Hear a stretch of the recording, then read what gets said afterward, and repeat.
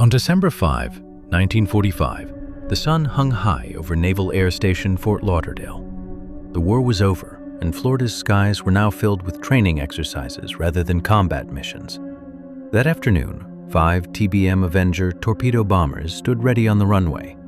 Their mission was routine, a navigational training exercise known as Navigation Problem Number 1. The flight, designated as Flight 19, was led by Lieutenant Charles C. Taylor, a seasoned combat pilot with over 2,500 flight hours.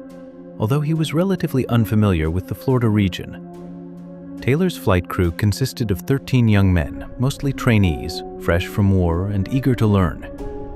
At 2:10 p.m., the 5 planes roared into the sky, heading east over the Atlantic.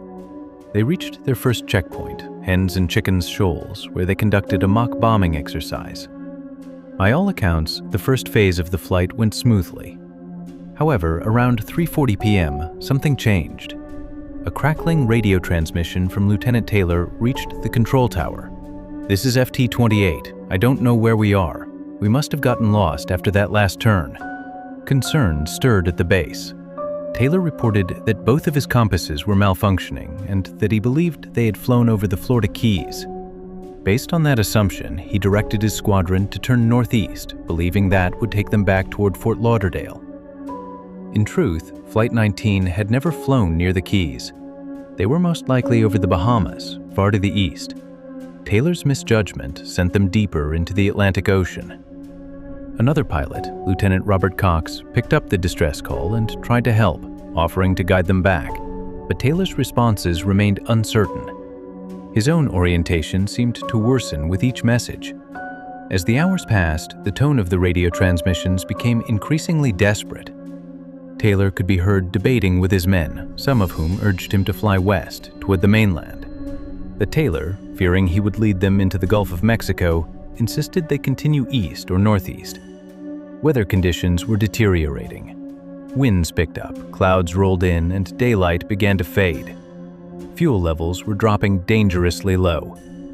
Around 6:20 p.m., the final message from Flight 19 was received. Taylor's voice, weary and grim, said, "All planes, close up tight. We'll have to ditch unless we hit landfall.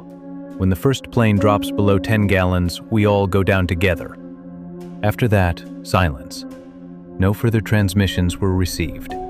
Flight 19 had vanished. Back at the base, emergency procedures were already underway. Within minutes, a PBM Marina flying boat was launched to search for the lost planes. It took off around 7:30 p.m. with 13 crew members aboard. Less than 20 minutes later, the Marina also disappeared. A tanker in the area, the SS Gaines Mills, reported seeing a massive fireball in the sky, suggesting the Marina may have exploded mid-air, a fate not unheard of for the volatile, fuel-heavy PBM aircraft. The Navy initiated one of the largest air-sea search operations in history. For 5 days, over 250 aircraft and 18 ships scoured more than 300,000 square miles of ocean. Nothing was found. No oil slick, no wreckage, no bodies. Flight 19 and the crew of the rescue plane had seemingly vanished without a trace. An official Navy investigation initially blamed Lieutenant Taylor's navigational error, but the final report was softened due to the strange compass issues and Taylor's combat experience. The ultimate conclusion read, "Cause unknown." That single phrase helped fuel the legend that would later become part of the mystery of the Bermuda Triangle.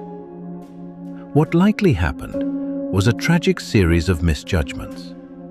Taylor, disoriented and unfamiliar with the Florida coast, mistook Bahamian Islands for the Florida Keys and guided his flight the wrong way.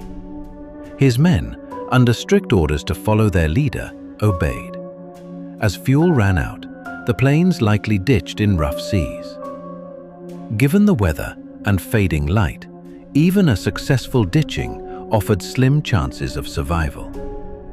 The sea, turbulent and vast, would have swallowed the wreckage quickly, leaving little behind. Though the story of Flight 19 is often wrapped in myths about time warps, aliens, or underwater cities, the truth is both more tragic and more human. It was a peacetime mission that ended in disaster due to confusion, equipment failure, and the unforgiving nature of the ocean. Yet the total absence of debris and the disappearance of the rescue aircraft give the story an eerie, enduring power. To this day, a plaque at Naval Air Station Fort Lauderdale bears the names of the 27 men lost that day.